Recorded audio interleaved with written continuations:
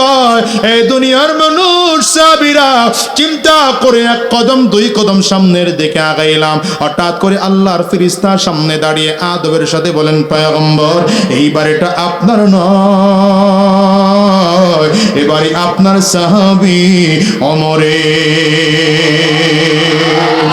দুনিয়ার যুবক রাসূল আরবী সাল্লাল্লাহু আলাইহি ওয়াসাল্লামের হাতে হাত দিয়া আবু বকর সিদ্দিক হযরত ওমর ফারুক যখন কালিমা পড়ে মুসলমান হয়ে গেলেন, এমন পরিশুদ্ধওয়ালা মানুষ, এমন আত্মা পরিশুদ্ধওয়ালা মানুষ, হায়রে রাতের অন্ধকারে হযরত ওমর যখন খলিফাতুল মুসলিমিন, হযরত ওমর যখন আমিরুল মুমিনিন, অর্ধ পৃথিবীর শাসনকর্তা যখন হযরত ওমর, পৃথিবীর 3 ভাগের 2 ভাগের শাসক, 2 কোটি বর্গ মাইলের শাসক হযরত ওমর রাস্তা দিয়ে চলতেছেন রাত্রিবেলা রাতের অন্ধকারে।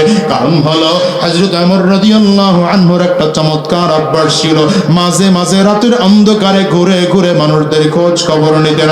রাতের অন্ধকার এলাকার মানুষের খোঁজ খবর নেওয়ার জন্য দৌড়াইতেছে।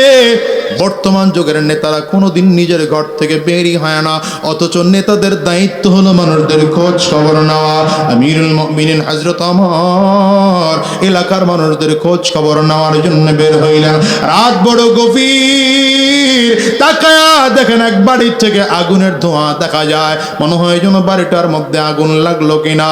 কাছাকাছি গেলেন, কাছাকাছি গিয়ে শুনলেন বাচ্চাদের কান্নার আওয়াজ শোনা যায়। হযরত ওমর নিজের পরিচয় গোপন রেখা পর্দার আড়ালে ডাক দিয়ে বললেন, মাগো ভেতরে কে আছেন? কোনো অসুবিধা নাকি?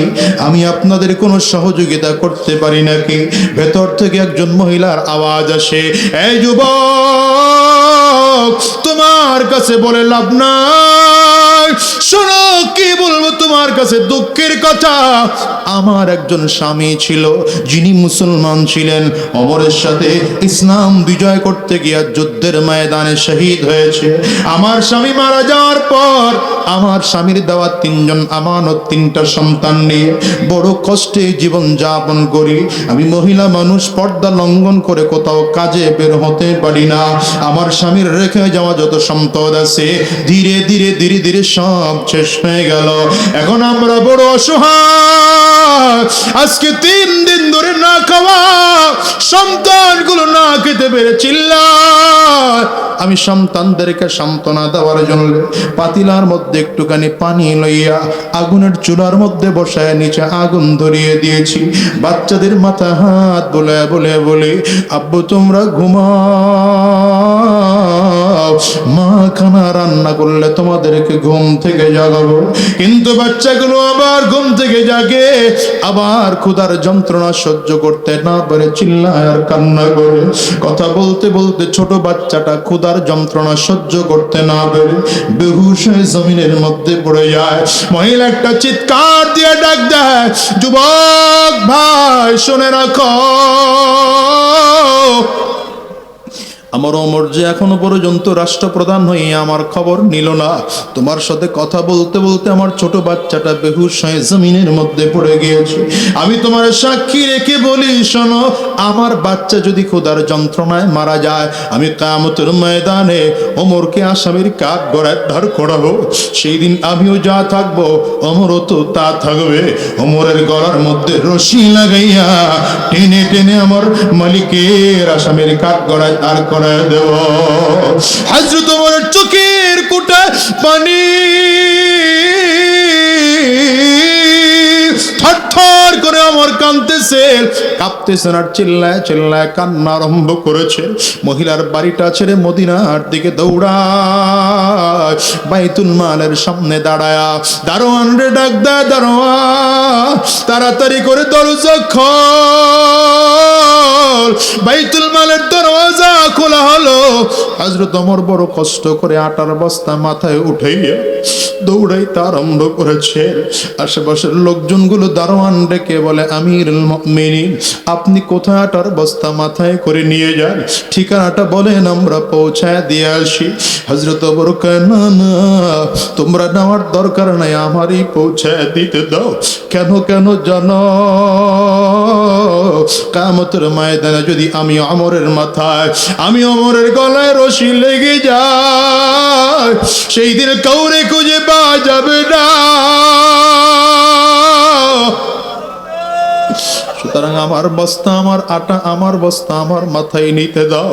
দৌড়াইতেছেন হযরত ওমর। খাদেম আসলাম রে বললেন, আসলাম রে তাড়াতাড়ি কর, একটু ভুনা গোশত পিয়ানার মধ্যে নিয়ে আমার পেছনে পেছনে আয়। হযরত ওমর দৌড়ায় মহিলার বাড়িতে, আটার বস্তা রেখে খাদেম আসলামকে বললেন, তাড়াতাড়ি কর, আটার খামিরা কইরা রুটি বানাইতে আরম্ভ কর। হযরত ওমর গিয়া লাকড়িগুলো একত্রিত করে আগুন ধরাইতে শুরু করেছে। মূর্খ কাকে বলে? যারা লিখতেও জানে না, কোনো লেখা পড়তেও জানে না। সমাজের ভাষা এদেরকে কি বলে? মূর্খ, ঠিক না? আমরা কি লিখতে জানি না? কোনো লেখা পড়তে জানি না? আমার সাথে কথা বলেন। লেখা লিখতে জানি না, কোনো লেখা পড়তে জানি না, তাও আমরা তো মূর্খ না। আমাদেরকে আল্লাহ তাআলা মূর্খ বললেন কেন? তার মানে আল্লাহ তাআলা ভিন্ন কিছু বুঝাইতে চান। আল্লাহ তাআলা কি বুঝাইতে চান? আল্লাহ পাকের বোঝানোর উদ্দেশ্য হলো এই, আমরা মনে করি দুনিয়ার লাইনে কেউ যদি শিক্ষা অর্জন করে তাদেরকে আমরা শিক্ষিত বলি। একজন ডাক্তার মনে করি সে অনেক বড় শিক্ষিত। কেউ তো ইঞ্জিনিয়ার মনে করি অনেক শিক্ষিত। কেউ তো অ্যাডভোকেট মনে করি অনেক শিক্ষিত। কেউ তো ব্যারিস্টার, পাইলট, ইঞ্জিনিয়ার, ব্যাংকার মনে করি সমাজের মানুষ তারা অনেক শিক্ষিত। কিন্তু আল্লাহর কোরআন বলে একজন মানুষ দুনিয়ার লাইনে যত শিক্ষা অর্জন করুক, যতক্ষণ পর্যন্ত এই মানুষটা আসমানি জ্ঞান অর্জন করতে না পারবে, কোরআনের জ্ঞান অর্জন করতে না পারবে, তাওহীদ ও রিসালাতের জ্ঞান অর্জন করতে না পারবে, আল্লাহর কোরআনের ভাষায় ততক্ষণ পর্যন্ত এদেরকে শিক্ষিত বলে না, বরঞ্চ আল্লাহর ভাষায় এদেরকে মূর্খ বলে। আবার একদম বিপরীত। সাউন্ডটা বাড়ান না মিয়া, আরে বুঝি না। মনিটরের হালকা একটু সাউন্ডটা বাড়ায় কথা বলা সহজ করে দেন। যতটুকু আপনার কাছে আসে অতটুকু করেন।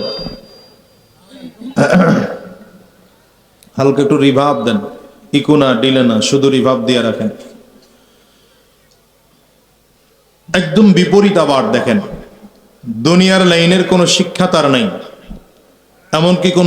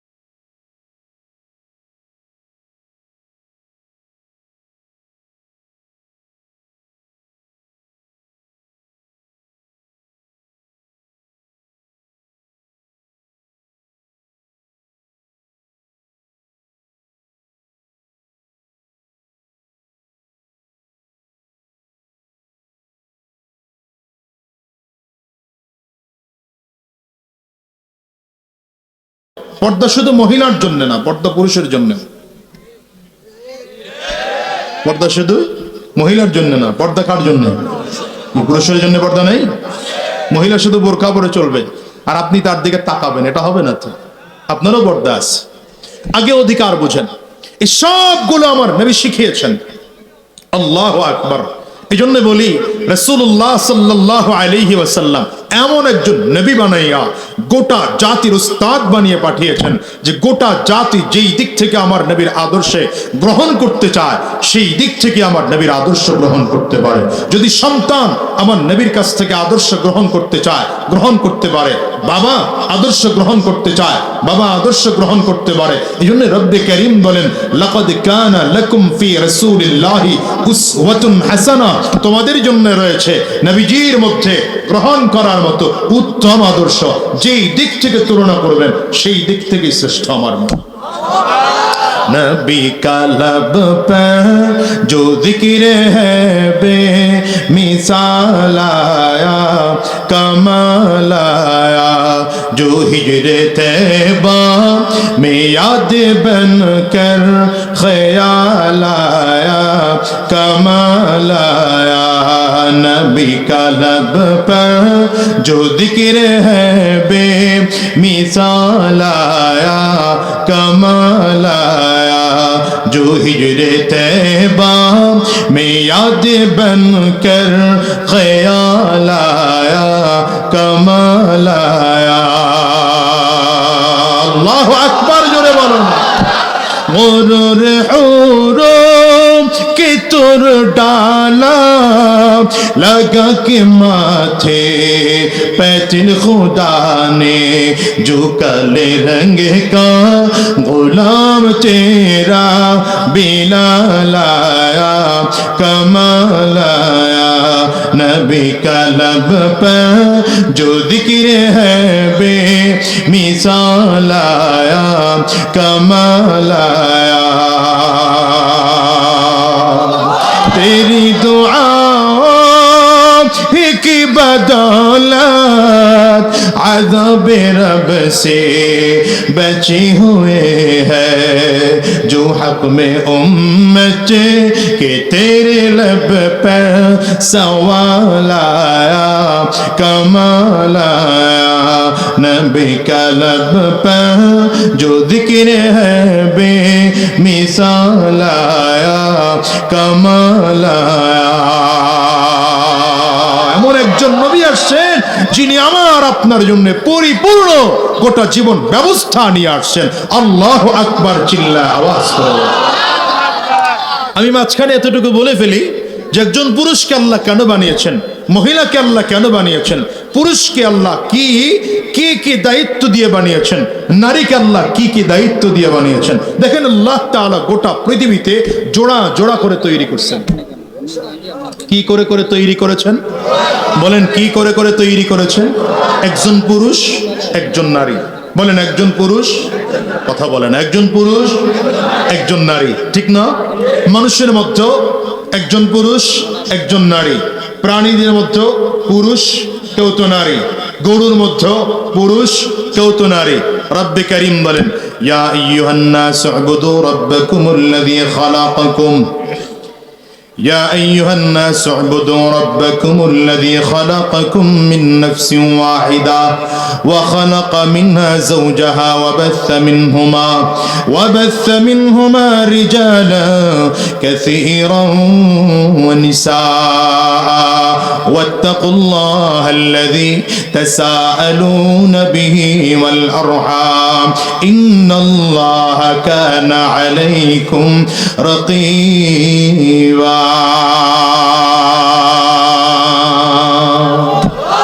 আল্লাহ তাআলা একজনকে পুরুষ বানিয়েছেন, একজনকে নারী বানিয়েছেন। আদম আলাইহিস সালামকে বানিয়েছিলেন জান্নাতে, রাখছেন বানিয়ে আল্লাহ তাআলার কাছে দোয়া করলেন আমার একজন সাথী দরকার, বানাইলেন সাথী হাওয়া আলাইহিস সালামকে। এই পুরুষ হলো, নারী হলো। এরপর থেকে আদম আর হাওয়া আলাইহিস সালাম আমাদের আদি পিতা আর আদি মাতার এই ঔরসে যে সন্তান হতো তারাও জোড়ায় জোড়ায় হতো, একজন ছেলে একজন মেয়ে। আবার পরের জোড়াও একজন ছেলে একজন মেয়ে। তখনকার শরিয়াত ছিল এটা, এক জোড়া ছেলে আরেক জোড়ার মেয়েকে বিয়ে দেওয়া হতো। এভাবে করে করে দিন দিন মানুষ বৃদ্ধি হলো। আপনারা বলতে পারেন হুজুর তাইলে নারী আর পুরুষ বানাইলে হিজরা কোন জাতি? এটাকে ক্লিয়ার করি মাঝখানে, প্রসঙ্গক্রমে যেহেতু চলে আসছে। হিজরা আলাদা কোনো গোষ্ঠী না। হিজরা মা কথা বলেন না তো আপনারা, হিজরা আলাদা কোনো গোষ্ঠী না। হিজরা আবার আপনার মতো মানুষ, কথা কয় না তো। হিজরা আমার আপনার মতো মানুষ, তাদের ধর্ম, তাদের ইসলাম, তাদের পালন, তাদের সামাজিকতা আমার আপনার মতো। কি করে হিজরা কেন বলা হয়? যে তারা 100% পুরুষ নির্ণয় করা যায় না, 100% মহিলা এটাও নির্ণয় করা যায় না।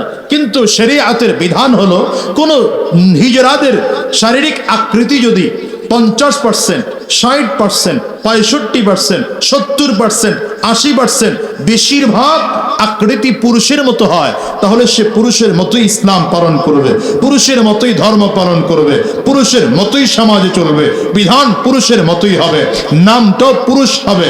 আর যদি কোনো হিজরার শারীরিক আকৃতি বেশিরভাগ নারীর মতো হয়, তাহলে সেই হিজরা নারীর মতো করে চলবে, নারীর মতো ইসলাম মানবে, নারীর মতো বিধান চলবে, নারীর মতো সমাজে চলবে, নামটাও নারীর মতো হবে। কথা বলেন না কেন? কিন্তু বড় আশ্চর্যের ব্যাপার, এখন একদল বলে হুজুর আমরা নারীও না পুরুষও না হিজরাও না, আমরা যদিও বডিটা পুরুষের মতো কিন্তু মনটা মহিলা। নাউজুবিল্লাহ কয় না কেডা কেডা, খেয়াল করুন। বডিটা কিসের মতো? কথা কয় না তো। ভয়ঙ্কর বিষয় কি জানেন? এই জায়গাটায় ভয়ঙ্কর বিষয় হলো 18 বছর ছেলে হয়ে বড় হয়েছে, 20 বছর 25 বছর 30 বছর ছেলে হয়েই বড় হয়েছে। কথা কয় না। নামটাও বাবা আর মা ছেলে হিসাবেই রেখেছে, তাকে মানুষ ছেলে হিসাবেই জানে, শারীরিক আকৃতিও ছেলের মতো। কিন্তু 18 বছর 20 বছর 25 বছর পরে তার মনে পড়ছে, হায় রে আমি তো ছেলে না, আমি তো মেয়ে, আমার মেয়ে মন ছেলে দেহে আটকা পড়ে গেছে। এই নাউজুবিল্লাহর পাওয়ার, নাউজুবিল্লাহর পাওয়ার হচ্ছে আমার সন্দেহ হয় এই জায়গায় আছে মনে হয় ট্রান্সজেন্ডার। ঠিক একই রকম মহিলাদের অবস্থা। আমার দেশের এদেশের কিছু মহিলাদেরও এমন অবস্থা যে 18-20 বছর মহিলা ছিল, নামটাও তোর মহিলা, তো 18-20 বছর 25-30 বছর পরে মনে পড়ছে না আমি তো মহিলা না, আমার মনটা তো পুরুষ। তার মানে পুরুষ মন মহিলা দেহে আটকা পড়েছে। আচ্ছা এই যে আস্তে নাউজুবিল্লাহ বললেও চলবে, কিন্তু পরেরটা হিসাব করেন। এইটা একটা রোগ। যদি কোনো পুরুষ এমন হয় যে তার মহিলা দেখলে কোনো ফিলিংস আসে না, আর কথা বলেন না কেন? একজন পুরুষ নারীর দিকে আকর্ষণ যাবেই, এটা পুরুষ সত্যের লক্ষণ। যদি আপনি মনে করেন কোন নারীর দিকে আপনার আকর্ষণ নাই, এতটুকু পর্যন্ত হইলে ঠিক ছিল। বলে কেন? এতটুকু হলে একটা রোগ, এটা ডাক্তারের চিকিৎসা দরকার, চিকিৎসা করলে এই রোগ মুক্তি হয়। কিন্তু গাধা বলে এটা আমার রোগ না, এটা আমার মনের সাইকোলজিক্যাল ব্যাপার। এখন কি করতে হবে? আমার মনটা যেহেতু মহিলা, পুরো বডিটা পুরুষ থাকলেও আমাকে মহিলা হয়েই চলতে হবে। তো কেমন করে মহিলা হবে? দাড়ি তো আর শেষ করা যায় না, ওই মাথার চুলগুলো তো আর লম্বা করা যায় না, কণ্ঠটাও তো মোটা থেকে চিকন বানানো যায় না। এখন নারীর মতো ঠোঁটে লিপস্টিক লাগায়া আর মেকআপ লাগায়া রাস্তায় ওই নারীদের মতো ভেংসি দিয়ে ঘুরে। কথা বলেন না কেন? কথা বলেন না।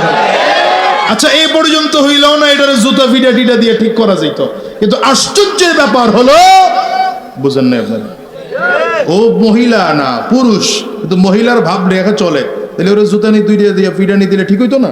কিন্তু এর পর্যন্ত শেষ না তো, এ আবার কি বলে, ডাক্তারের কাছে গিয়া আগেরটা কেইটা সিরা মহিলা হওয়া দরকার।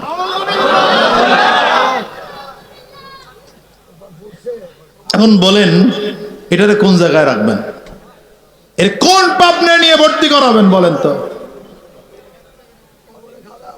আমার দেশের কোমলমতি বাচ্চাদেরকে যদি মাত্র 7 এর একটা বাচ্চাও, কি বয়স হয়েছে ওর বলেন, ওকে কেন হিজরাতের গল্পের একটা ভাব দইরা এই ট্রান্সজেন্ডারের গল্প ঢুকান লাগবে? আপনি বলবেন হুজুর না, ওটা ট্রান্সজেন্ডারের গল্প না। যদি বলেন ট্রান্সজেন্ডারের গল্প না, তাইলে ও গল্পের অংশ এতটুকু কেন? আমার টোটাল বডি পুরুষের মতো, মনটা মহিলা।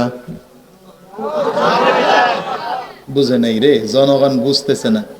আপনাদের কাছে এটা খুব আশ্চর্য লাগতেছে এখন, কিন্তু আগামী 10 বছর পরে এটা আশ্চর্য লাগবে না, 20 বছর পরে আশ্চর্য লাগবে না, কারণ অন্যান্য দেশে এগুলো এখন স্বাভাবিক হয়ে গেছে। আমার দেশেও এই বদমাশগুলো ট্রান্সজেন্ডার নামে আলাদা জেন্ডার এদেশে প্রতিষ্ঠিত করার জন্য সরকারের কাছে বৈধতা চেয়ে এই জাতীয় প্ল্যান প্রোগ্রাম তাদের চলতেছে। আমি আপনাদের কাছে জিজ্ঞাসা করি, যুক্তি তর্ক কোরআন ইসলাম সব বাদ দেন, মনে করেন আমরা কেউ মুসলিম না, ধরে নেন আপনি বাংলাদেশে বসবাস করেন না, আপনি খ্রিস্টান অধ্যুষিত কোনো এলাকায় বসবাস করেন, তো আপনি মানুষ তো? হ্যাঁ, আসতে পারেন কেন? মানুষ তো। আপনি মানুষ হিসেবে মানবেন যে আপনার ছেলেটা 18 বছর পরে, 25 বছর পরে, 30 বছর পরে বলবে আমি মহিলা? হ্যাঁ, মানবেন কে এখানে? মানলে হাত তুলেন, মানলে হাত তুলেন। আপনি মানবেন না? মেয়েটা যদি বলে আমি ছেলে, মানবেন? কি করবেন? যদি আপনার সাধ্য থাকে তাহলে জুতা দিয়ে 2টা বাড়ি দিবেন। কথা বলেন না কেন? যদি দেখেন তাতেও কাজ হয় না, ওরে পাবনা মেন্টাল হসপিটালে নিয়ে ভর্তি করাবেন। আমার কমলমতি বাচ্চাদের লেখাপড়ার বইয়ের মধ্যে যারা এক গল্প ঢুকিয়ে দেয়, আমরাও বলি ওদেরকে হয়তো পাবনা মেন্টাল হসপিটালে ভর্তি করো, নয়তো বাংলার জনগণ জুতার বাড়ি দিয়ে শায়েস্তা করো।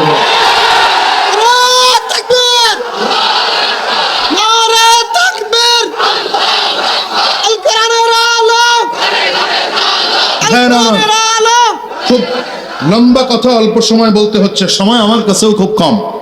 আমি মনে করেছিলাম নামাজ মনে হয় 7:30 হবে, তাহলে আমার জন্য একটু টাইম বেশি পাইতাম, কিন্তু নামাজ এসে দেখি 8:45, টাইম একটু পিছিয়ে গেছে। তো সে কারণে আমি লম্বা সময় দেওয়ার সুযোগ আমার হাতে নাই।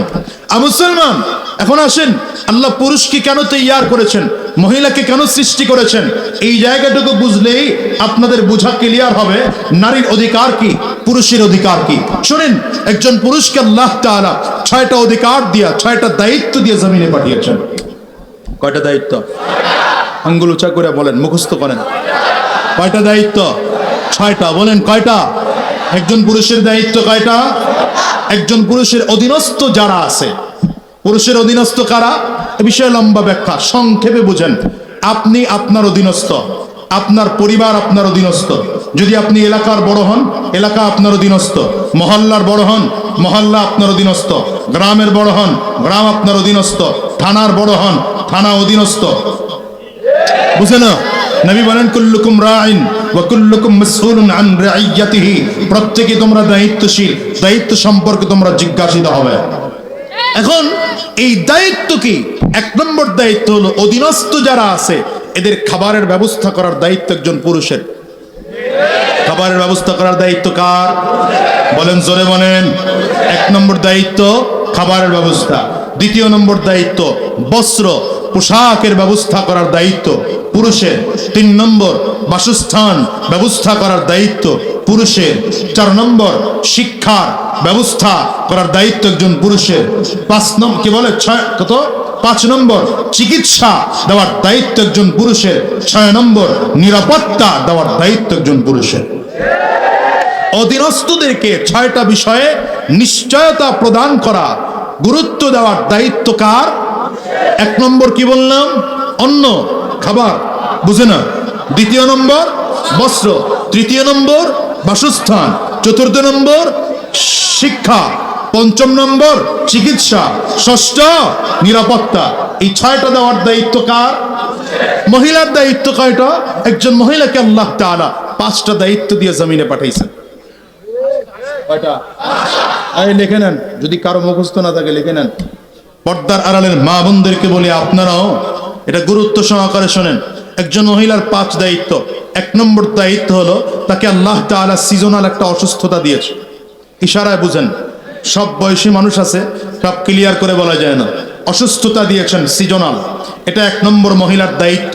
2 নম্বর দায়িত্ব সন্তান গর্ভে ধারণ করা। 3 নম্বর দায়িত্ব সন্তান জন্ম দেওয়া, 4 নম্বর দায়িত্ব সন্তান লালন পালন করা, 5 নম্বর দায়িত্ব স্বামী এবং নিজ সংসার দেখাশোনা করা। বুঝেন নাই? কয়টা? 1 নম্বর গেছে, দেখছেন সব বলে গেছে, মাটির নিচে যায় আওয়াজ না।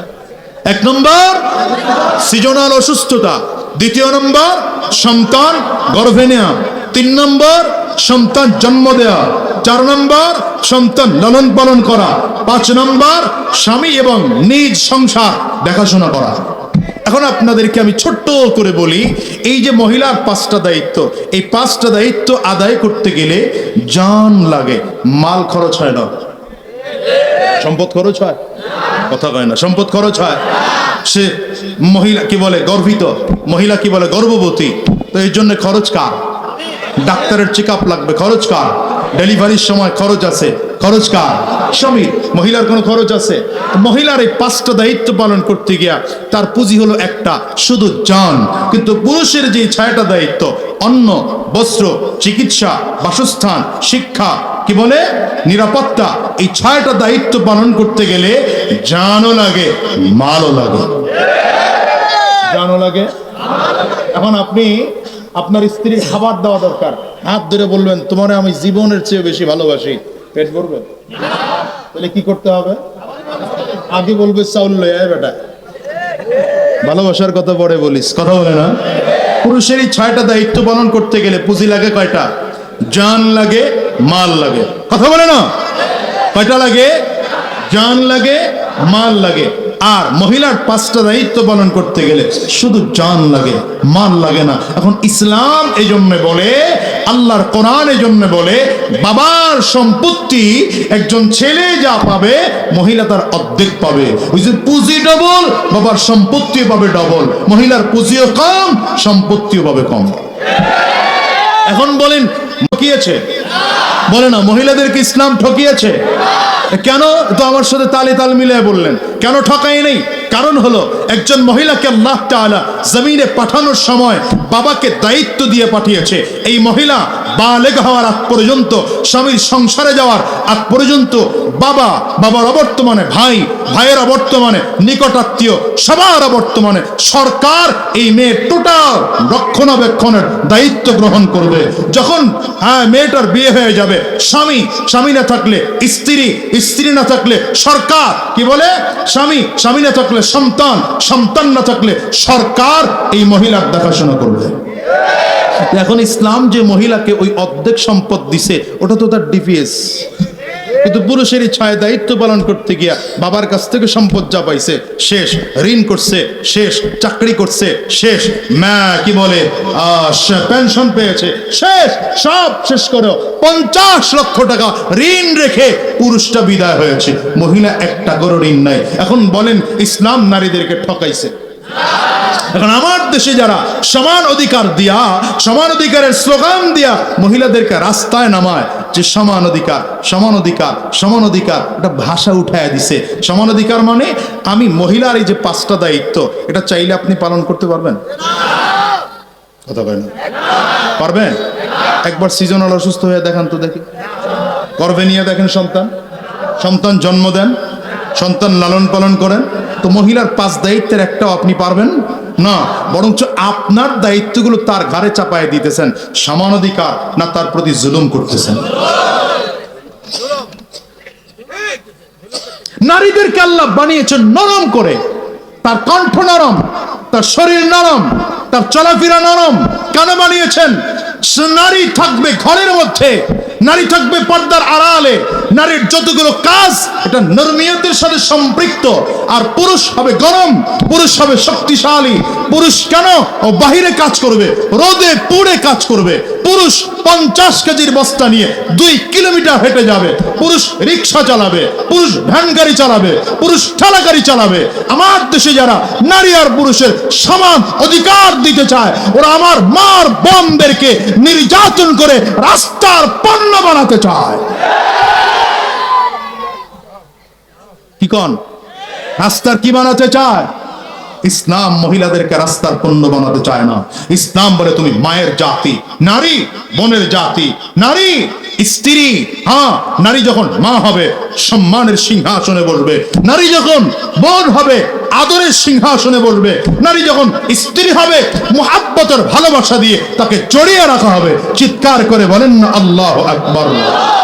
হ্যাঁ, এখন আবার ভুল বুঝছেন না, কোন নারী যদি পর্দা 100% মেনটেন করে, সে যদি চাকরি করে ইসলাম বলে নিষেধ নাই, সে ব্যবসা করে ইসলাম বলে নিষেধ নাই, সে যা কিছু করে ইসলাম বলে নিষেধ নাই, কিন্তু আমার দেশে পর্দার বিধান ঠিক রেখে চাকরি করার পরিবেশ কোন জায়গায় আছে আমার জানা নাই, আপনাদের জানা থাকলে বললেন।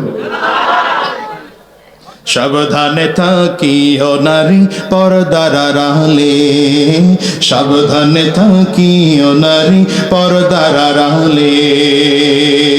হাদিসে হারাম লিখে অন্য দেখিলে, হাদিসে হারাম লিখে অন্য দেখিলে, সাবধানে থাকিও নারী পর্দার আড়ালে, সাবধানে থাকিও নারী পর্দার আড়ালে।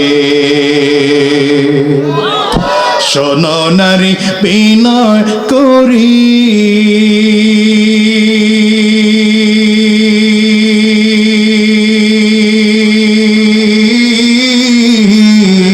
যাইও না কো পর্দা ছাড়ি,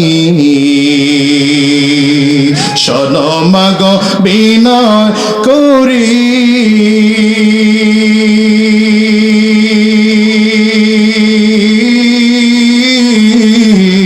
যাইও না মা পর্দা ছাড়ি। সুপারিশ করবেন না নবী দায়ুস হইলে, সুপারিশ করবেন না নবী দায়ুস হইলে, সাবধানে থাকিও নারী পর্দার আড়ালে, সাবধানে থাকিও নারী পর্দার আড়ালে। হাদিসে হারাম লিখে অমনে দেখিলে, হাদিসে হারাম লিখে অন্য দেখিলে, সাবধানে থাকিও নারী পর্দার আড়ালে, সাবধানে থাকিও নারী পর্দার আড়ালে। মা তোমাকে বলে যায়, শুনে রাখো মা, রাস্তায় লজ্জিত হয়ে বের হওয়া এটা তোমার দায়িত্ব নয়। বের হবা তো পর্দা পরে বের হইবা, বের হইবা তো বোরকা পরে বের হইবা। কেন বলি জানো? নবীজির কন্যা ফাতেমাতুজ জাহরা রাদিয়াল্লাহু আনহা, যার উপাধি হলো সাইয়্যিদাতু নিসাই আহলিল জান্নাহ, যিনি জান্নাতের সকল মহিলাদের সরদারনি হবেন, এই ফাতেমা রাদিয়াল্লাহু আনহা ইন্তেকালের আগ মুহূর্তে স্বামীর দিকে তাকায় বলে, স্বামী আমার কাছে মনে হয় আজকের রাত বুঝি আমার কাটাইতে পারবো না, আজকে রাতেই বুঝি জমিন থেকে বিদায় হয়ে যাব। আমি তোমার কাছে আবদার হলো, আজকে রাতেই যদি মারা যায়, বেশি লোকজনদেরকে খবর দিয়া জানাজা আমারে পড়াইবা না, অল্প কিছু মানুষ লইয়া আমারে জানাজা পড়াইবা, আমার লাশের উপর দিয়া হালকা উপর একটা কাপড় দিয়ে দিবা।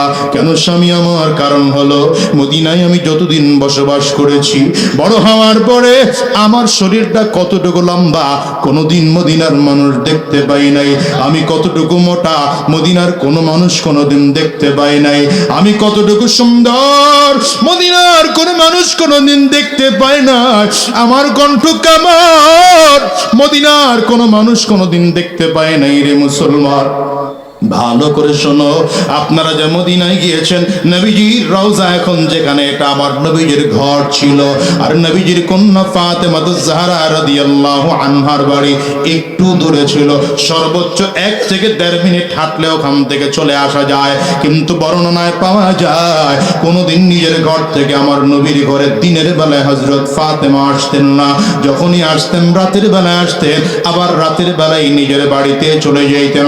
রাতের বেলা যদি নিজের বাড়িতে চলে যেতে না পারতেন, তাইলে আমার নবীর ঘরেই থেকে যেতেন। ও দুনিয়ার যুবক, আমার যুবতী বোনেরা ভালো করে শুনে নাও, পর্দা তোমার ইজ্জত নষ্ট করে না, বোরকা তোমার ইজ্জত নষ্ট করে না, বরঞ্চ পর্দার কারণে মহিলাদের ইজ্জত বাড়িয়ে দেন কে? আরো জোরে বলো কে?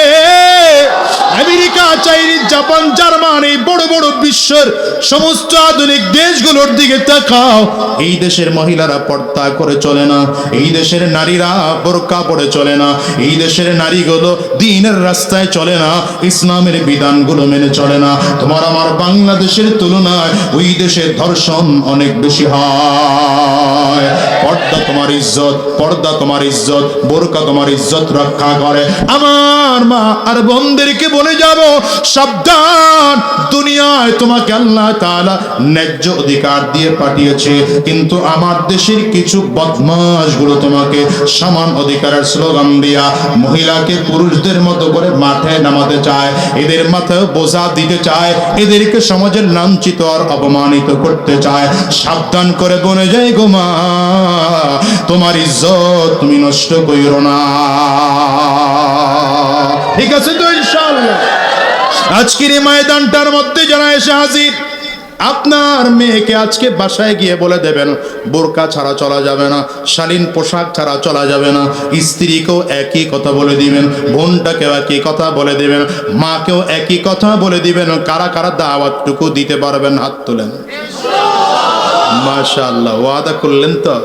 বাসায় গিয়ে দাওয়াতটা দিবেন তো ইনশাআল্লাহ? তাহলে বলার দায়িত্ব আপনার। যদি বলতে পারেন, না মানলে অসুবিধা নেই, কথা কয় না। এখন আবার বলতে গিয়ে ভয় পায় না, কারণ বউয়ের পর্দার কথা বলবেন। আপনি তো শ্বশুর বাড়ির থেকে যৌতুক আইনা রাখছেন, বউয়ের উপরে তো কথাই চলে না। কি কথা বল না কেন? ওই রকম হইলে আবার ভেজাল আছে।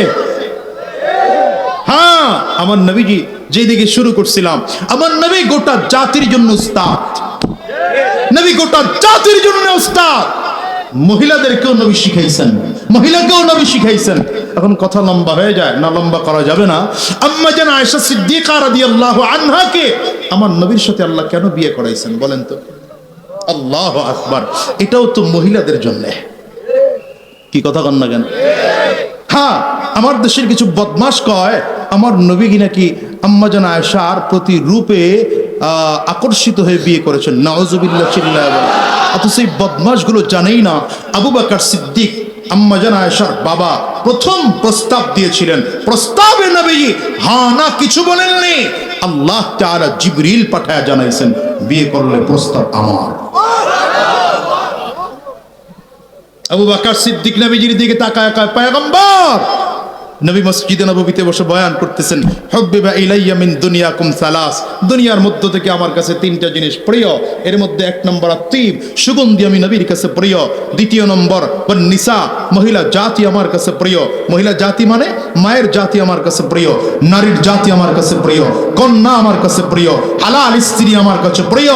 নবী আমার বলেন তিন নম্বর, জাইলাত কুররাতু আইনি ফিস সালাহ, নামাজের মধ্যে আমি আমার চোখে শীতলতা খুঁজে পাই। হযরত আবু বকর সিদ্দিক লাফ দিয়ে দাঁড়াইছেন, হুজুর আমার কাছে তো তিনটা জিনিস প্রিয়। কয় না রে, আল্লাহু আকবার, কয় না, আমার কাছে তিনটা জিনিস প্রিয় হুজুর। এক নম্বর প্রিয়, নজরু ইলা ওয়াজহি রাসূলিল্লাহ। সুবহানাল্লাহ, সুবহানাল্লাহ, আরে কি মজা, আল্লাহু আকবার। সাহাবায়ে কেরামদের মজা কি, নবীর চেহারার দিকে তাকায় থাকা, এটা বলে সবচেয়ে প্রিয়। আর আপনাদের প্রিয় কি? হুজুর করে জঙ্গি খাওয়া, হুজুর করে রাজাকার খাওয়া, হুজুর দেখলে গার ফিরে যাওয়া, হুজুর সালাম দিলে মেজাজ গরম করা, হুজুরের রাজনীতি করলে রাস্তায় বলা হুজুরেরা। আসতে কয় কেন? হ্যাঁ মুসলমান, ভালো করে শোনো, যদি কোন আলেম রাজনীতি করে এই বাংলার জমিনে ও পয়গম্বর, আপনার সুন্দর চেহারার দিকে তাকিয়ে থাকা আমি আবু বকরের কাছে সবচেয়ে প্রিয়। আপনার সুন্দর চেহারার দিকে তাকিয়ে থাকা আমার কাছে প্রিয়। আবু বকর ডেকে বলেন, পয়গম্বর আমার কাছে দ্বিতীয় নম্বর প্রিয়, ইনফাকুম মালি আলা রাসূলিল্লাহ, আমার যত সম্পদ আছে আমার নবীর জন্য খরচ করা আমার কাছে বড় প্রিয়। ও দুনিয়ার যুবক, আবু বকর সিদ্দিক রাদিয়াল্লাহু আনহু বলেন, পয়গম্বর তিন নম্বর আমার প্রিয় হলো আমার একটা বাচ্চা মেয়ে আছে, নাম তার আয়েশা, মাত্র 6 বছর বয়স। আমার বারবার করে মনটায় চায় আমার আয়েশাকে আপনার কাছে বিয়ে দেব। নবী আমার হ্যাঁ বলেন না, নাও বলেন না, কি বলবেন আমার নবী? হ্যাঁ বললেও সমস্যা, না বললেও সমস্যা। রাসূল আরবি সাল্লাল্লাহু আলাইহি ওয়াসাল্লাম চুপচাপ করে বসা আছেন। হঠাৎ করে তাকায় দেখেন জিবরিল আমিন আমার নবীর কাছে এসে হাজির। রেশমি রুমাল একটা আমার নবীর হাতে দিয়ে ডাক দেয়, পয়গম্বর এই রেশমি রুমালটার মধ্যে নাকি একটা মেয়ের ছবি আছে। আমার আল্লাহ তাআলা বলেছেন যদি পছন্দ হয় বিয়ের প্রস্তাব আমার আল্লাহ নিজে দিয়ে পাঠিয়েছে। নবী আমার রেশমি রুমালটা খুলে ডাক দেয়, আবু বকর তাকে দেখো ছবিটা কার? আবু বকর সিদ্দিক রাদিয়াল্লাহু আনহু বললেন, পয়গম্বর আল্লাহর কসম এই ছবিটাই তো আমার মেয়ের ছবি। নবী আমার ডেকে বললেন, আবু বকর এইবার তোমার মেয়েটা ছোট না বড়, ভালো না মন্দ, সুন্দর না অসুন্দর দেখার কোনো প্রয়োজন নাই, যেহেতু আল্লাহ তাআলা বলেছেন আমি নবী বিয়ে করার জন্য তৈয়ার। প্রশ্ন হলো আমার আল্লাহ তাআলা আমার নবীর সাথে কেন আম্মা জানকে বিয়ে করাইলেন? আম্মা জানের যদিও বয়স কম ছিল কিন্তু আম্মা জান অত্যন্ত জাহিনা একজন মহিলা ছিলেন। আম্মা জান অত্যন্ত ব্রেইনি একজন মহিলা ছিলেন। আমার আল্লাহ তাআলা দেখলেন মদিনার এমন কিছু মহিলা আছে যেই মহিলাদের ব্যক্তিগত কিছু প্রশ্ন আছে, যেই প্রশ্ন আমার নবীর কাছে ডাইরেক্ট এসে করা সম্ভব না। যদি আমার নবীর সাথে বিছানার সাথে একজন মহিলা এমন ব্রেইনি একজন মহিলা হয়ে যায় তাহলে কিয়ামত পর্যন্ত লক্ষ লক্ষ মহিলা এই মহিলার কাছ থেকে হাজারো কোটি প্রশ্নের জবাব নিতে পারবে। এই জন্যই তো খুঁজে দেখো পুরুষদের মধ্যে এক একজন এক এক বিষয় অভিজ্ঞ, মহিলাদের মধ্যে আম্মা জান আয়েশা সব বিষয়ে একা অভিজ্ঞ। জোরে কন্যা, জোরে কন্যা। পুরুষদের মধ্যে যদি বলেন সবচেয়ে বড় মুহাদ্দিসকে, নাম আসবে আবু হুরায়রা রাদিয়াল্লাহু আনহু। যদি প্রশ্ন করি মহিলাদের মধ্যে সবচেয়ে বড় মুহাদ্দিসাকে, নাম বলবেন কাট্টা? আম্মা জান আয়েশা সিদ্দিকা রাদিয়াল্লাহু আনহা। যদি প্রশ্ন করি পুরুষদের মধ্যে সবচেয়ে বড় মুফাসসিরকে, নাম বলবেন হযরতে আব্দুল্লাহ ইবনে আব্বাস রাদিয়াল্লাহু আনহু। যদি প্রশ্ন করি মহিলাদের মধ্যে সবচেয়ে বড় মুফাসসিরাকে, নাম বলবেন আম্মা জান আয়েশা সিদ্দিকা রাদিয়াল্লাহু আনহা। যদি প্রশ্ন করি পুরুষদের মধ্যে সবচেয়ে বড় ফকিহকে, নাম বলবেন হযরতে আব্দুল্লাহ ইবনে মাসউদ রাদিয়াল্লাহু আনহু। যদি প্রশ্ন করি মহিলাদের মধ্যে সবচেয়ে বড় ফকিহাকে, নাম বলবেন আম্মা জান আয়েশা সিদ্দিকা রাদিয়াল্লাহু আনহা। তার মানে পুরুষেরা এক একজন এক এক বিষয়ে স্পেশালিস্ট, আমার আম্মা জান মহিলাদের মধ্যে একই তিন বিষয়ে স্পেশালিস্ট। আল্লাহু আকবার চিল্লায়া। ইসলাম নারীদেরকে ঠকাইছে, আস্তে কয় কারা কারা? ইসলাম নারীদেরকে ঠকিয়েছে না ইজ্জত বাড়িয়েছে? এখন আপনি সমান অধিকার দিতে চান, কেমনে সমান অধিকার দিবেন? সব জায়গায় সমান অধিকার দেওয়া সম্ভব নাকি? আপনার মধ্যে আমার মধ্যে সমান অধিকার আছে? আমি বক্তা, আপনারা শ্রোতা, আমার সামনে মাইক আছে, সভাপতি সাহেবের সামনে মাইক নেই। হুজুররা আবার এসে এসে প্যান্ডেলের স্টেজের মধ্যে বসলো, আপনারা নিচে খ্যারের মধ্যে বসছেন, সমান অধিকার? কথা কন না। কেউ খেপে না, কেউ রাগ করে না। কারণ কি? কারণ হলো যদিও সমান অধিকার নেই, ন্যায্য অধিকার আছে। হ্যাঁ, কি অধিকার? এই কথাটা মনে রাখেন, সমান অধিকার না, কি অধিকার? আমার সামনে মাইক দেওয়া হয়েছে কেন? এটা বক্তার পাওনা, এটা ন্যায্য তার অধিকার। সভাপতি সাহেবকে চেয়ার দেওয়া হয়েছে, এটা তার ন্যায্য অধিকার। আপনারা শ্রোতা, আপনাদের জন্য এত ভালো ব্যবস্থা করা যায় না, নিচে একটু খেয়ার দেওয়া হয়েছে, এটা আপনার ন্যায্য অধিকার। এখন যদি সমান অধিকার হয় তাইলে প্রত্যেককে চেয়ার দেওয়া লাগবে, প্রত্যেকের সামনে এতগুলো মাইক্রোফোন দেওয়া লাগবে, প্রত্যেকের সামনে আলাদা করে বক্স দেওয়া লাগবে। মাহফিল হবে না, গঞ্জাম হইব। আস্তে কয় কারা কারা? জোরে বলো। আর দুনিয়ার সব জায়গায় সমান অধিকার দেওয়া সম্ভব নয়। নারী আর পুরুষের মধ্যে তেমন করে সমান অধিকার কোনোদিন দেওয়া সম্ভব নয়, তবে ন্যায্য অধিকার প্রতিষ্ঠা করা সম্ভব। ইসলাম নারী আর পুরুষদেরকেও ন্যায্য অধিকার দিয়েছে। দোকানদার কাস্টমারের মধ্যে কোনোদিন সমান অধিকার হয় না। আরে কথা কয় না ওরা। দোকানদার কাস্টমারের মধ্যে সমান অধিকার হয় নাকি? ইমাম মুসল্লির মধ্যে সমান অধিকার হয় না। ইমাম সাহেব 5 ওয়াক্ত নামাজ পড়িয়েছেন, মুসল্লি একজনকে হুজুর আপনি সব সময় কেন সামনে গিয়ে দাঁড়াইবেন? আমরাও তো মুসল্লি, আমিও তো সভাপতি, আমিও তো সেক্রেটারি, আমি একদিন সামনে দাঁড়াই। কি ওই জায়গায় পারলে সমান অধিকার করেন না দেখি সমান অধিকার না ন্যায্য অধিকার, সমান অধিকার না ন্যায্য অধিকার। দুনিয়ার কোনোদিন কোথাও কারো কাছে সমান অধিকার প্রতিষ্ঠা করা সম্ভব নয়। বাবা ছেলের মধ্যেই তো সমান অধিকার হয় না, আপনার আমার মধ্যেও তো সমান অধিকার নাই। যদিও সমান অধিকার নাই, কিন্তু কেউ কারো প্রতি রাগ করে না, কারণ হলো সমান অধিকার নাই কিন্তু ন্যায্য অধিকার আছে। ইসলাম হলো চিরদিনের শান্তি সুখের নিশানা, ইসলাম ছাড়া অন্য সবই জাহান্নামের ঠিকানা। ইসলাম হলো চিরদিনের শান্তি সুখের নিশানা, ইসলাম ছাড়া অন্য সবই জাহান্নামের ঠিকানা। কেউ বা করে গণতন্ত্র, কেউ বা সমাজতন্ত্র, আসলে সব পেট পূজায় আর ভণ্ডামি আর বাহানা, আসলে সব পাটপাড়ি আর ভণ্ডামি আর বাহানা। ইসলাম ছাড়া অন্য সবই জাহান্নামের ঠিকানা। আমার দেশে যারা নারীদেরকে সমান অধিকারের কথা বইলা ওই সোনাইমুড়ির রাস্তার চৌরাস্তায় সানসিল্ক শ্যাম্পুর 1 টাকার শ্যাম্পুর অ্যাডভার্টাইজ দিতে গিয়া আমার মার বোনের উলঙ্গ ছবি দেওয়া হয়েছে, ওরা আমার নারীদেরকে রাস্তার পণ্য বানাতে চায়, ওদেরকে বাংলাদেশ থেকে জাতীয় বয়কট করা দরকার। বয়কট এখন মাহফিলে শুরু হয়েছে, হুজুরের বয়কট করে গাদার ঘরের গাধারা। আফসোস করে কইতেছি হুজুর মাফ করে দিয়েন, মনে করেন না কিছু। এই বেটা হুজুরকে বয়কট পরে করিস, ইসলাম যায়। ইসলাম বাদা গরিবান ওয়া সায়াউদু কামা বাদা গরিবা, যুগ চলে আসছে। ওলামায়ে কেরাম বুঝা নিয়েন, কারণ আমাদের কামরা কামরি করার টাইম নাই। সকল এক হয়ে কাফেরদের বিরুদ্ধে লড়ো, জালেমদের বিরুদ্ধে লড়ো, বদমাশদের বিরুদ্ধে লড়ো। ইসলামকে যা মিটিয়ে দিতে চায় তাদেরকে হাত দিয়ে মারো, জীবন থাকতে ইসলাম শেষ হতে পারে না।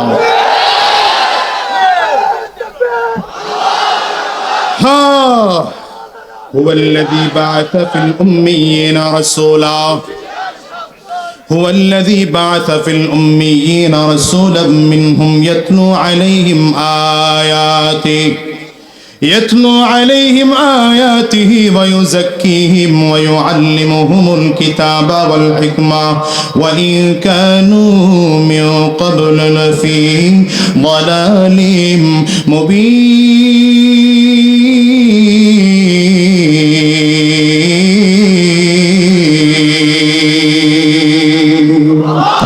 রব্বে করিম বারবার করে বলেন, দুনিয়ার মানুষেরা, আমি আমার নবীকে জাতির কাছে উম্মীদের মাঝে পাঠাইলাম। কেন পাঠাইলাম? আমার নবী কোরআনুল কারীম তিলাওয়াত করে করে করে মানুষকে কোরআনের তিলাওয়াত শেখাবে। এই নবী কোরআন তিলাওয়াতের মাধ্যমে আত্মা পরিশুদ্ধ তৈয়ার করবে। এমন আত্মা সাফ হয়ে গিয়েছে সাহাবায়ে কেরামদের। আমার নবীর সোহবতে আয়েশা, যেই সাহাবায়ে কেরামদের মা ছিলেন কাফিরা, যেই সাহাবায়ে কেরামদের বাবা ছিলেন কাফির, যেই সাহাবায়ে কেরামদের মা ছিলেন মুশরিকা, বাবা ছিলেন মুশরিক। আবু বকর সিদ্দিক রাদিয়াল্লাহু আনহু জন্মসূত্রে ছিলেন জাহান্নামী, ওমর ফারুক জন্মসূত্রে ছিলেন জাহান্নামী। এই দামি মানুষগুলো জাহান্নামের আসামিরা আমার নবীর হাতে হাত দিয়ে যখন কালিমা পড়ে মুসলমান হয়ে গেলেন। এমন দামি মানুষ আমার নবী রহমত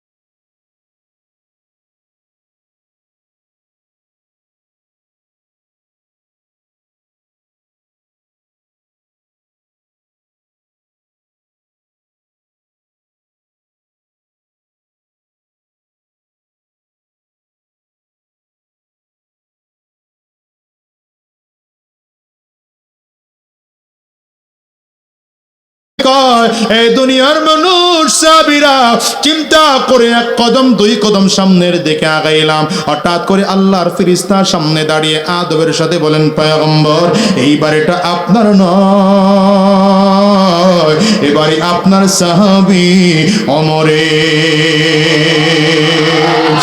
দুনিয়ার যুবক রাসূল আরবি সাল্লাল্লাহু আলাইহি ওয়াসাল্লামের হাতে হাত দিয়া আবু বকর সিদ্দিক হযরত ওমর ফারুক যখন কালিমা পড়ে মুসলমান হয়ে গেলেন, এমন পরিশুদ্ধওয়ালা মানুষ, এমন আত্মা পরিশুদ্ধওয়ালা মানুষ, হায়রে রাতের অন্ধকারে হযরত ওমর যখন খলিফাতুল মুসলিমিন, হযরত ওমর যখন আমিরুল মুমিনিন, অর্ধ পৃথিবীর শাসনকর্তা যখন হযরত ওমর, পৃথিবীর 3 ভাগের 2 ভাগের শাসক, সমান 2 কোটি বর্গ মাইলের শাসক হযরত ওমর রাস্তা দিয়ে চলতেছেন রাত্রিবেলা রাতের অন্ধকারে। কারণ হলো হযরত ওমর রাদিয়াল্লাহু আনহুর একটা চমৎকার অভ্যাস ছিল, মাঝে মাঝে রাতের অন্ধকারে ঘুরে ঘুরে মানুষদের খোঁজ খবর নিতেন।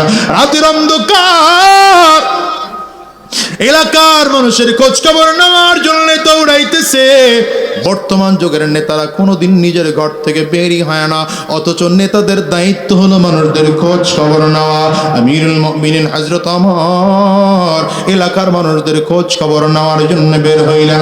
রাত বড় গভীর, তাকায়া দেখেন এক বাড়ির থেকে আগুনের ধোঁয়া দেখা যায়, মনে হয় যেন বাড়িটার মধ্যে আগুন লাগলো কিনা। কাছাকাছি গেলেন, কাছাকাছি গিয়ে শুনলেন বাচ্চাদের কান্নার আওয়াজ শোনা যায়। হযরত ওমর নিজের পরিচয় গোপন রেখা পর্দার আড়ালে ডাক দিয়ে বললেন, মাগো ভেতরে কে আছেন? কোনো অসুবিধা নাকি? আমি আপনাদের কোনো সহযোগিতা করতে পারি নাকি? ভেতর থেকে একজন মহিলার আওয়াজ আসে, এই যুবক তোমার কাছে বলে লাভ নাই, শোনো কি বলবো তোমার কাছে দুঃখের কথা। আমার একজন স্বামী ছিল যিনি মুসলমান ছিলেন, ওমরের সাথে ইসলাম বিজয় করতে গিয়ে যুদ্ধের ময়দানে শহীদ হয়েছে। আমার স্বামী মারা যাওয়ার পর আমার স্বামীর দেওয়া 3 জন আমানত, 3টা সন্তান নিয়ে বড় কষ্টে জীবন যাপন করি। আমি মহিলা মানুষ, পর্দা লঙ্ঘন করে কোথাও কাজে বের হতে পারি না। আমার স্বামীর রেখে যাওয়া যত সম্পদ আছে ধীরে ধীরে ধীরে ধীরে সব শেষ হয়ে গেল। এখন আমরা বড় অসহায়। আজকে 3 দিন ধরে না খাওয়া, সন্তানগুলো না খেতে পেরে চিল্লায়। আমি সন্তানদেরকে সান্ত্বনা দেওয়ার জন্য পাতিলার মধ্যে একটুখানি পানি লইয়া আগুনের চুলার মধ্যে বসায় নিচে আগুন ধরিয়ে দিয়েছি। বাচ্চাদের মাথা হাত বলে বলে বলে, আব্বু তোমরা ঘুমাও, মা খানা রান্না করলে তোমাদেরকে ঘুম থেকে জাগাবো। কিন্তু বাচ্চাগুলো আবার ঘুম থেকে জাগে, আবার ক্ষুধার যন্ত্রণা সহ্য করতে না পারে চিল্লায় আর কান্না করে। কথা বলতে বলতে ছোট বাচ্চাটা ক্ষুধার যন্ত্রণা সহ্য করতে না পেরে বেহুশ হয়ে জমিনের মধ্যে পড়ে যায়। মহিলা একটা চিৎকার দিয়ে ডাক দেয়, যুবক ভাই শুনে রাখো, আমার ওমর যে এখনো পর্যন্ত রাষ্ট্রপ্রধান হয়ে আমার খবর নিল না। তোমার সাথে কথা বলতে বলতে আমার ছোট বাচ্চাটা বেহুশ হয়ে জমিনের মধ্যে পড়ে গিয়েছে। আমি তোমার সাক্ষী রেখে বলি, শোনো, আমার বাচ্চা যদি ক্ষুধার যন্ত্রণায় মারা যায়, আমি কিয়ামতের ময়দানে ওমরকে আসামির কাঠ গড়ায় দাঁড় করাবো। সেই দিন আমিও যা থাকবো, ওমরও তো তা থাকবে। ওমরের গলার মধ্যে রশি লাগাইয়া টেনে টেনে আমার মালিকের আসামির কাঠ গড়ায় দাঁড় করা দেব। হযরত ওমরের চোখের কোটা পানি থরথর করে ওমর কাঁদতেছে, কাঁপতেছেন আর চিল্লায় চিল্লায় কান্না আরম্ভ করেছে। মহিলার বাড়িটা ছেড়ে মদিনার দিকে দৌড়ায়, বাইতুল মালের সামনে দাঁড়ায়া দারোয়ান রে ডাক দেয়, দারোয়ান তাড়াতাড়ি করে দরজা খোল। বাইতুল মালের দরওয়াজা খোলা হলো। হযরত ওমর বড় কষ্ট করে আটার বস্তা মাথায় উঠাইয়া দৌড়াইতে আরম্ভ করেছে। আশেপাশের লোকজনগুলো দারোয়ান ডেকে বলে, আমিরুল মুমিনিন আপনি কোথায় আটার বস্তা মাথায় করে নিয়ে যান, ঠিকানাটা বলেন আমরা পৌঁছায় দিয়ে আসি। হযরত ওমর কয়, না না, তোমরা নেওয়ার দরকার নাই, আমারই পৌঁছায় দিতে দাও। কেন কেন জানো? কিয়ামতের ময়দানে যদি আমি ওমরের মাথায়, আমি ওমরের গলায় রশি লেগে যায়, সেই দিন কাউরে খুঁজে পাওয়া যাবে না। সুতরাং আমার বস্তা, আমার আটা, আমার বস্তা আমার মাথায় নিতে দাও। দৌড়াইতেছেন হযরত ওমর। খাদেম আসলাম রে বললেন, আসলাম রে তাড়াতাড়ি কর, একটু ভুনা গোশত পিয়ানার মধ্যে নিয়ে আমার পেছনে পেছনে আয়। হযরত ওমর দৌড়ায় মহিলার বাড়িতে, আটার বস্তা রেখে খাদেম আসলামকে বললেন, তাড়াতাড়ি কর, আটার খামিরা কইরা রুটি বানাইতে আরম্ভ কর। হযরত ওমর গিয়ে লাকড়িগুলো একত্রিত করে আগুন ধরাইতে শুরু করেছে। আগুন নিভে যায়, চুলার দিকে মুখ দিয়া দিয়া হযরত ওমর ফু দেয়, আস্তে আস্তে করে ফু দেয়। আর তাকায় তাকায় দেখে চোখ দিয়ে পানিগুলো পড়তেছে, গালটা লাল হয়ে গেছে। আগুনের তাপে আর ধোঁয়ার কারণে সহ্য করতে পারেন না হযরত ওমর, আরে চোখ দিয়ে টপ টপ করে পানিগুলো পড়ে। খাদেম আসলাম গিয়ে হাতটা খপ করে থাবা দিয়ে ধরছে। আমিরুল মুমিনিন,